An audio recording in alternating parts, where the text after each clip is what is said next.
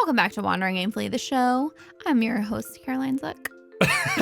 You are 3/4 of a bottle of rosé deep and starting off the show. Do you think it was that obvious? Maybe not. I don't know. But this is our After Dark episode number 2. You didn't say who you were. I'm Jason Zuck. Thank you. And I think people will know by now, and if they don't, then you'll figure it out. Some people won't. Anyway, we have some libations, so feel free to pour yourself a glass of whatever you would like. If you don't drink alcohol, that's perfectly okay. Grab some hot cocoa, grab some water, grab some lemonade. I don't know, whatever it is you want to drink. But if you do drink a little bit of the drinky booze, pour a glass of wine, pour a glass of tequila like I did. Pour Curl some up rosé next to the fire. in the winter. We've got some fireplaces roaring here, which you'll see in a moment. And get ready for some random questions from this fun little game. And just a little disclaimer. A little disclaimer that I want to give to everybody. It goes to some adult places at times. Not that adult, Not but like, that adult. there No is bad some, words, but like maybe some adult activities that one might do in the So if you listen to this with your general kids nighttime around evenings. the table and you guys are just a family and you're kind of like, let's listen to some business advice from Jason and Carol. do a different episode. Maybe a different skip. Just skip it. Just skip it. Yeah, so we go to some adult places. But otherwise, and we are picking from these random questions. You we'll will get hear into more that. about that. We'll get into that. But we hope you enjoy After Dark episode number 2. And again, pour yourself a little something, hit pause. And if you're not watching on YouTube, you're definitely going to want to tune in. And on happy YouTube. New Year's Eve, Christmas Eve. Nice.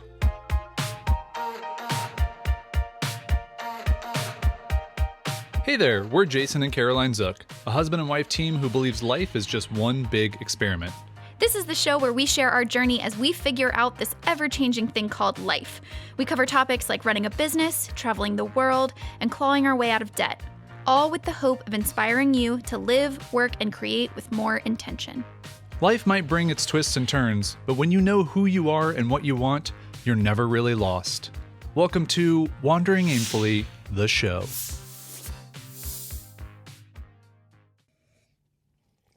Welcome to After Dark numero dos. I went Italian, you went Spanish. The timer has been set. We are going to stick to a timer, but we have a very different format for this episode. We did a previous After Dark episode. If you have not listened to it or watched it, you can We think you guys liked it. go back in and check it out. I know that one Wandering Aimfully member, Sandy, said that it was a nice end to her week. She cracked open a bottle of wine and, we just helped her get through the week, which I thought was amazing. I love that about her. Couple things that are going on this episode. Go ahead. First of all, the budget for the Watch Pod set here. If you're not watching on YouTube, I would highly recommend this is one episode. Peek over on YouTube. Or if you're listening on the podcast and you're like, what is that subtle crackling of paper in the background? I don't think they're going to be able to hear that on these mics, but if they do, that's awesome. But if you look over my shoulder, I've got a crackling fire. If you look over Caroline's shoulder, crackling fire number 2. These are both of the iPads. We're only supposed to have one iPad, but we still have 2 We're selling at the the other moment. one. It's fine. They are being held up with command hooks on the wall. And they have that's the how we do. Fireplace 4K app currently running on both of them with the crackle sound effects on. And I am not going to lie to you. They're giving me a vibe right now. I mean, this is exactly highly what recommend. I envisioned it would look like. Yours looks really good. Like, it kind of looks like a miniature fireplace. It doesn't. Mine looks like the tiniest little baby fireplace ever. But I'm okay with it. It's We kind should of fun. have put the smaller one I know. behind me I and the thought bigger I had one less behind room. you. I thought I had less Well, room. you were wrong. But you know what? Now I just think it's really But isn't funny. it giving you like a vibe? Not really. No. Oh, it's giving me one. Yeah. Can you see mine? It's probably the can see vibe of yours. the rosé. That also is giving me a vibe. As always with our After Dark episode, this is the second one, so it's kind of not always than as always. But anyway, Twice always. grab a drink, pour yourself something nice if that's something that you partake in. A If libation. not, grab some water or some bubbly water or some other type of fluid that you drink, and fill up your cup and sit back and relax and have some fun. The direction of this episode is going to be very random. I had a quick aside. Oh, okay. Which is that I'm drinking rosé, which I'm just very well aware is a summertime trendy beverage. Right. Turns out like red wine has been hurting my tummy lately. Your Timmy? My Timmy. So I've been drinking rosé as a sort of aside to regular white wine, and I've been enjoying it. Also, you may have noticed, we completely didn't acknowledge them yet. We have some Christmas holiday sweaters Tell everybody rocking. about yours. This is Majestic the llama. And again, if you're not watching on So YouTube, majestic. you are missing out. He is majestic, and also he is very, very free. He has a scarf, which I absolutely love. He has a scarf. And you have I know. Two sloths. Two sloths. Cedric and the entertainer. Celeste. Celeste? Cedric and Celeste. Yeah, they're brother and sister. They are both climbing this Christmas tree. Very dangerous of them, but they're doing it. They're being so rambunctious. Again, right now. if you're not watching on YouTube, I just would highly recommend you got to flip over just to see all this nonsense. Then you can go back to the podcast. All right, we've acknowledged all the things. Tell them about this. This is a game I'm holding in my hand here, if you're not watching, is a game called Open Up. This is actually created by a company that's was a sponsor of my Irio shirt business way back in the day called Wiggity Bang Games. They're actually out of San Diego. We need to meet up with these people. I know. We've said this multiple times. Super creative people. They made the very popular game Quelf, which was very, very popular. They Highly sold recommend. that game. Very fun. Open Up is fun because you open up this little canister, and inside are all of these icebreaker questions. And essentially, the rules of the game are a game of awkward questions, embarrassing moments, and inappropriate stories. Great. For adults. Great. And all you do is just you pull out one of these little I told you sticks. I remember some stuff being dirty. It's You just for pull adults. It's after dark. It is after All right. dark. So, ladies first, and I'm feel scared free to now. answer these questions at home, or if you have a favorite, you can leave a comment with which Guys, one you I'm loved. so scared. It said embarrassing moments. I'm so scared. Okay. First question. Ooh, would you rather be told you're smart or attractive? Do I care about vanity or not? Well, Are both people going to answer, or is just the other person going to answer? no, I think you both answer. Okay, cool. What do you think? I'm going to just be straight up honest because I've had 2 of the 3 fingers of tequila that are in here. Great. Attractive. You'd rather be told you're attractive. Yeah. Here's what's funny. I'd rather be told I'm smart. I think that's a male-female thing. Ooh, possibly. I can always get smart, right? Isn't there a Steve Carell movie about that? Do you want to know the actual honesty? Yeah, sure. I feel like if you're even the least bit attractive on the objective scale as a female, Mm-hmm. you don't need to hear that. You actually, it's a detraction from, like, I always kind of felt like I don't think I'm like a 10 by any means, but like, Babe, you're a 10 in my eyes. no, but like if you are remotely attractive, I feel like people underestimate your intelligence a lot. Oh, okay. And I'm sure it works the other way. I just want to be told I'm pretty. I just want to be told I'm smart. Okay. Okay. That was silly and easy. That was good. All right. These have stars on them as well. I don't know what that means. If you'd Like been difficulty raised, level? if you'd been raised in a different religion, whoa, do you think you'd be a different person? Careful on the splashies there, rose splashies. I'm just wiping. I don't because Were you raised in a religious household? I wasn't raised in a particularly religious household. We were what you would call like holiday Christians. Yeah. You go Easter, you go Christmas. There was a period of time where we went like with my dad, I think. But here's the thing. I kind of found my own way to exploring Christianity in my high school years. And ultimately, and I found a lot of value in that in high school. Ultimately, I have developed my own spirituality kind of beliefs. I would say I'm agnostic. God is a mist that covers the earth. That's what you think. I hadn't thought of that, but I like that. No. Okay. Do you want to hear my actual spiritual like belief as of right now in the end of 2018? Go. Make it succinct. Succinct. I believe that there is some sort of what you would call divine presence. Uh-huh. But I view it through the lens of kind of individualism, which I think our soul, like our most core soul, without whatever society or the world or the second we arrive here and people suddenly perceive us as something. Again, succinct. I think that our soul is a piece of like divinity. So like I see our most innermost self as connected to the divine, if that makes sense. Cool. So I think in the most succinct way possible, I think God, as you would describe it, lives in all of us. There's a mist that covers the earth. God to me is just pure love and origin. And so I think of your soul as your origin. I've had too much rose. Oh no. I did not. I grew up in a somewhat religious household. Yeah. I turned against that quickly. Even just from being a kid. Well, you hate rules, and like religion is nothing if not rules. 100% rules. So I don't think I'd be a different person at all. But then again, it's really hard to tell because if I've been raised in a different religion, like I don't know if I've been raised in Buddhism, like maybe I'd be a different person. Maybe I wouldn't be as OCD. Maybe I'd be a lot more calm, although I think I'm pretty calm as it is.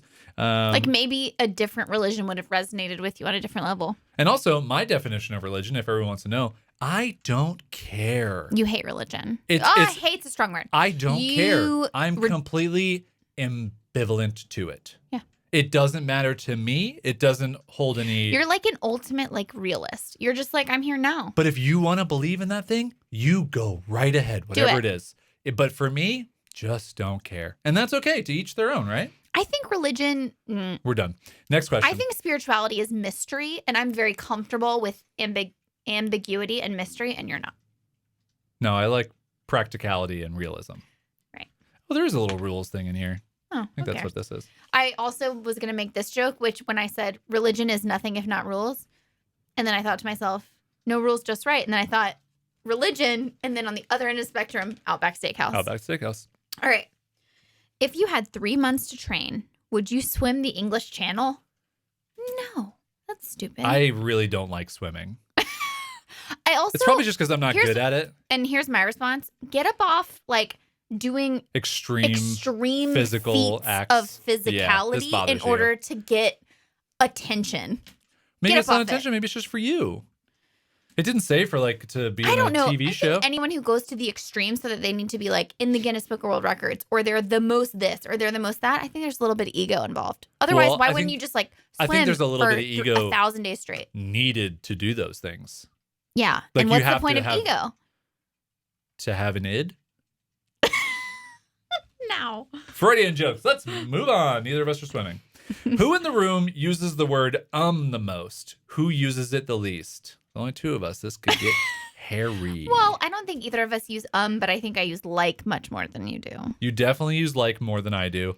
I think I say a decent amount, but not in an off-putting amount.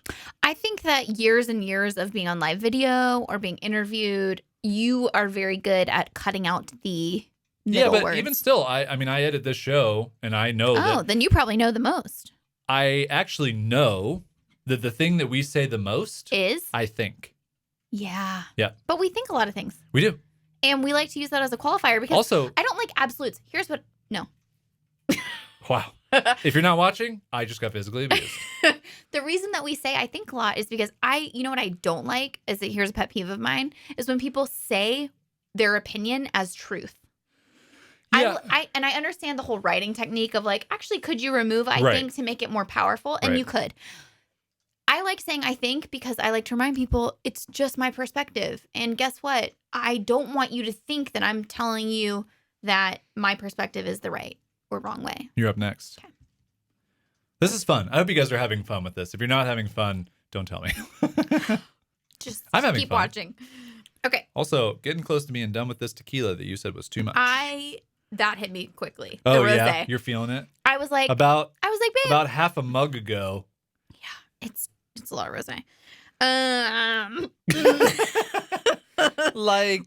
This one's fun. This one's fun. Okay. What would you do if you suddenly found yourself unemployed but modestly wealthy? Huh. This is a very telling question. Unemployed but modestly wealthy. First of all, it's a little bit because, like, we own our business. But, like, what if you couldn't do the business? Right. Unemployed but modestly wealthy. So money wasn't an issue? What would you do? I know my answer. Go ahead. Paint all day. You would just be a painter? I would paint all day. See, I think I would travel a little bit more and potentially try to find people to invest in.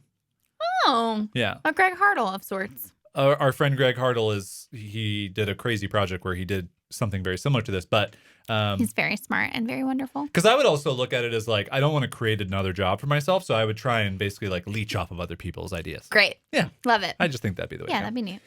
If you could detach one of your body parts each night when you went to bed, which would you choose? Just one? Just one. I know. Okay. My hands. Your wrists. You only get to do one. Because, guys, here's a fun fact about which wrist is it? This is the worst. This one. That's your left hand. I do this thing, which is I'm an anxious person. That's fine. But when I sleep, I don't know I'm doing it. I sleep like this, like a dog, like our dog does this. And I've heard scientifically it's like a protection thing. Like you fold in your arms as like a way of protecting yourself, and I sleep like that. And I have wrist problems because of it. But what's weird is you don't have dreams about like bad things, or you don't think like I do. Like I think about house and home invasion like every single night. No, I have great dreams. But I love don't my sleep, dreams. I don't sleep in like dog folding. Yeah, hands. but I think it's like a subconscious anxiety thing that happens. I think I would detach my butt. Why? I don't know. I don't have anything else that I would detach. Just for the moment when you get to take off your butt. Just take off my butt. I'm going to bed. Babe. Close your eyes. I'm taking off my butt. Babe, can you take off my butt tonight? No, I don't want to take off my butt. Will you help me take off my butt? Okay, go. Yep. Is it me? Yeah. Okay. Don't pull out the instructions. We'll turn that for everybody. So I don't have to watch that nonsense. Sometimes they really hit you. Okay. Have you ever gotten so lost you thought you might not find your way back? And in a specific scenario comes to mind. I don't know if this is metaphorical or physical. Do you remember, were you with me when we were at the Joshua Tree camping trip? We were in the desert. We were doing the painting thing with Dave. Uh-huh. And I had to go to the no, you weren't. I was by myself. Whoa, see question. I was by myself. And I had to go to the bathroom, and someone told me, go blah, blah, blah, blah, blah, this way and this way to get back to a bathroom. And I got lost. And I was like, I'm going to be in the desert by myself forever. Wow. Yeah. You're okay. You made it. It was kind of scary. I've never felt that way out and about anywhere. Not that I can remember. Out and about. Out and about. But I will say in 2013, I felt really lost when it came to business stuff. That's why I said metaphorical. Yeah. And I didn't know that I would ever find like my next thing. Yeah. So. Okay. But I made it through. You got it out of that. Wait, don't you have an article that's like what to do if you're feeling lost? Yeah. Google but it that. doesn't have anything to do with getting out of Joshua Tree. Cool. 3-star question. Have you ever had a one-night stand? Yeah. Have you? All the way one-night stand? What does that mean? Like you never talk to them again ever? No. Like. Oh, yeah. That's what I thought we were talking about. Don't answer it like that. You're my one and only. I know, but to me, a one-night stand, that means you... All the way? Yes. And you answer with an emphatic, oh, yeah? Yeah. Turn off everything. Didn't you? I don't think I've ever had just a one... Well, not an all-the-way one-night stand. I've never had an all-the-way one-night stand. Really? Mm-mm. Are you sure? 100%. I know that I've had not all-the-way one-night stands. Ugh. I should have had more one-night stands, to be honest. All the way? You should have had more all-the-way one-night stands? Honestly, 100% truthful. We met when I was 21 years old. Also, let's just be honest. Like, sex is such a weird thing in society. I know. Why is it? Why is it bad? I was thinking this today. Why is it so shamed? Well, why is it so? Maybe your decision to go all the way, like with only one night of knowing someone. I mean, let's be honest. No, I wish I would have done it more, and I wish I would have like owned it. You know what I mean? Cool. But like in college, everyone's like, oh, like I don't know. You're so concerned with, at least my friend group was, what's your number? How many people? Blah, blah, blah. Oh, wow. And you're afraid of judgment. And I wish I would have just been like, I don't care what my number is. Do you wear it like the scarlet letter? Next question. As long as you're safe. But yeah, of course. Yeah. Okay. Really? Never? Don't think so. Not in all the way.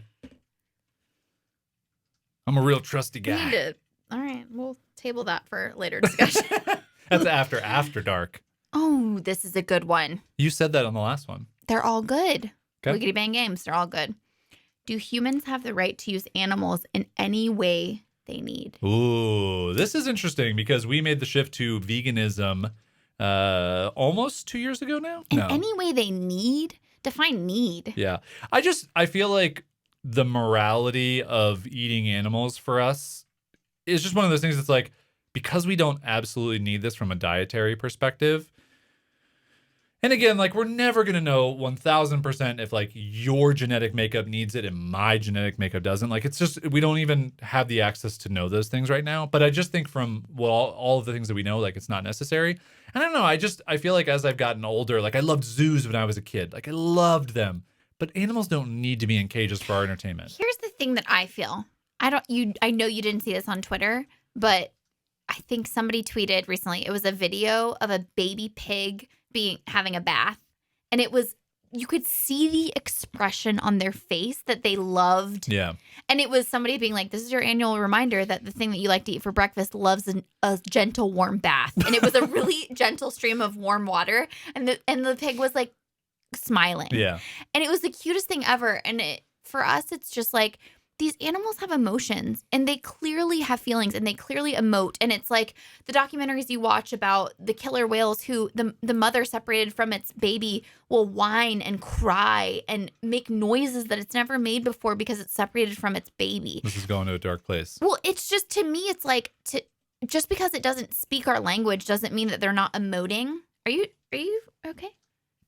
I mean, I just think this is like, not that I don't want to get into deep stuff, but yeah, I know. Okay. But I think we both agree. All right, I'll shut it down. The answer is no. The answer is no. The answer is no. Have you ever, well, this is a great transition, gone skinny dipping? Yeah. I've never gone skinny dipping. Why am I like the adventurous promiscuous one? No, I actually was given skinny dipping unrelated to like male admirers. I went Brit's Bachelorette, which was just a bunch of women at a house. Yeah. And we were in... You were all like, let's get naked. North Florida or South Georgia. And we were all... And it was on a beach house. And we were like, let's just... Has anybody... And I'm sure there were people who had never been skinny dipping. Yeah. And I would not recommend doing that in the dark. It's not safe. Not that I feel like a bathing suit protects my nether regions and bits from like... Sure. I don't know, stuff. But like what stuff? Like animals and things, like okay. You know, like just in there. Mosquitoes? No, like okay. leeches and like all kinds of weird in algae. Water? I don't know. Next question. All right, this is supposed to be yours, but you're drinking. How many repeat listenings is enough to make you hate any song? It doesn't take much for me. No. 10. The exception is the Hamilton soundtrack. Listen to that many times. I really think it depends on the type of music because some songs it's like 2 listens and I'm done. But some songs like I could listen to a song 300 times and never be tired of it. Yeah. Like I've listened to the Daft Punk, what is that movie? Tron Legacy soundtrack. It's my most listened to thing because Spotify just told me at the end of the year. Yeah.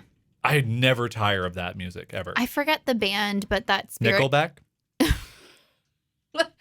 Creed? It's Creed? Creed? It's actually, I think it's Creed. No, it's the song Spirit Cold. Oh, I have no idea what this is. Tall Heights. That's what the band's called. Oh, yeah. That song, for whatever reason, it's the combination of lyrics and sounds and feelings. I can listen to it. I've listened to it probably. Maybe it touches your inner mist that covers the earth. My spirituality. Yeah. All right, next. Maybe 50 times? I don't know how many of these we're going to try and get to. I'll be curious to see. What time is it? We have just a couple minutes remaining here. Okay. The timer Have you is ever running out. covered up a mistake at work and gotten away with it? I mean, probably. I mean, it's years ago. Yeah. I'm choosing another one. Yeah, that's we don't know. Fun. Guys, don't cover up your mistakes at work. Own up to it.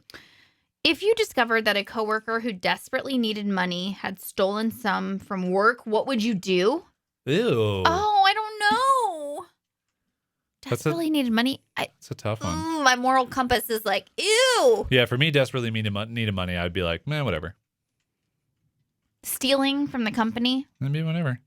Do you remember when this is very off topic, but kind of related, when I gave someone a big chunk of money? I know exactly who that is. And never got it back? I know. Yeah, that was a bummer. Okay.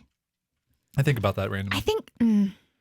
Ooh. I don't know. This is a good one for the two of us. The person needs it more than the company. This is a good one for the two of us. Which person... But you can't steal. Ugh. In the room... What? Do you think has the kinkiest sex life? In the room. Considering the one-night stander over there, the skinny dipping one-night stander. Do you think you have a physical type? This is funny because before you met me, wouldn't you say it was probably blondes? No. Oh.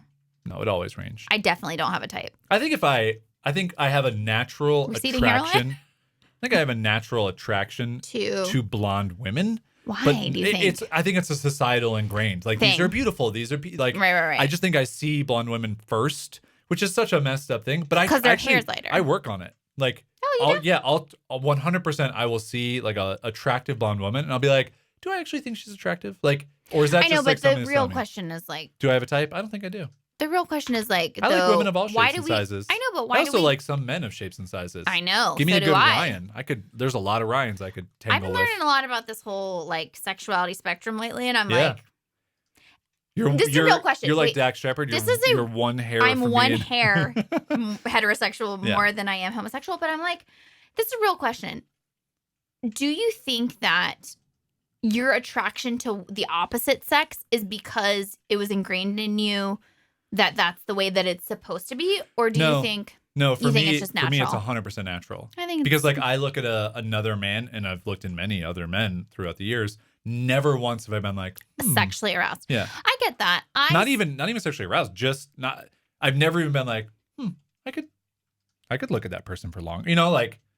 I don't know. That's how I feel about Blake Lively. I feel that. Like, I feel the same way about Blake Lively. I could look at her Lively. longer. She's blonde. No, All but right, we're getting close to the end here. I Keep know. going. But I sometimes think to myself, like, I think it's 100% natural because I'm like, I get excited by you or the opposite sex, you know. Just a tall, balding man really does it for you. But sometimes I'm like, I don't know if the world would be different. I don't know. You have invented a machine that produces one item free in any quantity.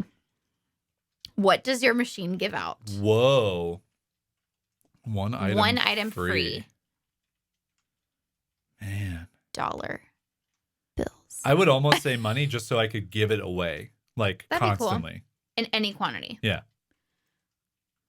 Or what else do you need? A lot of. Food. Like gourmet vegan meals. Netflix subscriptions. I could just be giving away. Okay, you go. All right. Final question. I want to do this longer. This is so fun. I know the time. That's why we're going to have After Dark number 3. Reveal something about yourself that no other person knows. On YouTube, that will be categorized forever. Something about yourself the other person doesn't know. This is tough. We know a lot of things about each other. Something you don't know about me? It's reveal something about yourself that you don't know about me. Hello. Saved by the Bell, huh? No, I want to do one more. No, that's it. That's the last question. Nope, one more. Wow, we're skipping over the something the person doesn't know. Which person in the room would be the most likely to be the subject of a reality show? And thank you, ladies and gentlemen, for playing Open Up After Dark. Wait, don't you think it was you? Yeah, 100%. That's what I'm saying. Yeah. Okay. It's totally me, I think. Because you think it would just be me in a robe on my perch. I also think I was propositioned for this many times over already, so. Sounds like a sexual This does sound one night sexual standing. All right, everybody. Hope you enjoyed After Dark episode number 2. I was getting my phone out because it's time for Wugugtafee. Wugugtafee. You are really going to have to work on the audio on this. Why? I've just been very erratic on the mic. Nah, it's fine. All right. Because this is a holiday episode, we are recording this right before Christmas. This is going to come out Christmas Eve. Yep. So this is going to come out. So if you listen to it afterwards, that's fine. Hope you enjoyed the sweaters, and I hope you enjoyed the game. And I hope you also, enjoyed whatever you celebrate. our libations. Hanukkah, anything. You're going to finish it? I'm not finished. I just want to take a big What kind of tequila are you drinking? This week, I Googled for you, Caroline, and everybody else. The meaning of my name. Some Christmas tree facts. Love it. So this is less of a, what's the origin of the Christmas tree? I could have looked that up. I thought that was kind of boring. Okay. In which case, I'm just going to give you some numbers or some things, and you I can have to guess the number. Yeah. Okay. There are approximately blank number of real Christmas trees sold in the U.S. every year. By the way, in case you want to check these facts, this is National Christmas Tree Association. I got these from. What's your guess? In the U.S. every year. 40 million. 25 to 30 million trees sold. So that's like... Do you know what this is reminding me of? That game. I wonder how many households What's that game called? Yours. What's that game called? I don't know. What are you doing that for? Remember the one thing where you guess the numbers? Family Feud? Next up, there are close to blank real Christmas trees currently growing in Christmas tree farms in the U.S. alone. 100 million. 350 million. Wow. Well, yeah, because some of them are babies. North American real Christmas trees are grown in all 50 states and Canada. What % of artificial trees worldwide are manufactured in China? Ooh. What % of what? What % of artificial trees worldwide are manufactured in China? It's weird that they would start that question with how many real trees are growing. I know that is really unnecessary. Anyway. Okay, what percent of all artificial trees Are made in China. 65%. 80%. Oh, Not no, surprised. guys. LL Bean, come on. I don't know. All right. There's nothing to guess here. Just real trees are renewable, recyclable resource. Artificial trees contain non-biodegradable plastics and possible metal toxins such as lead.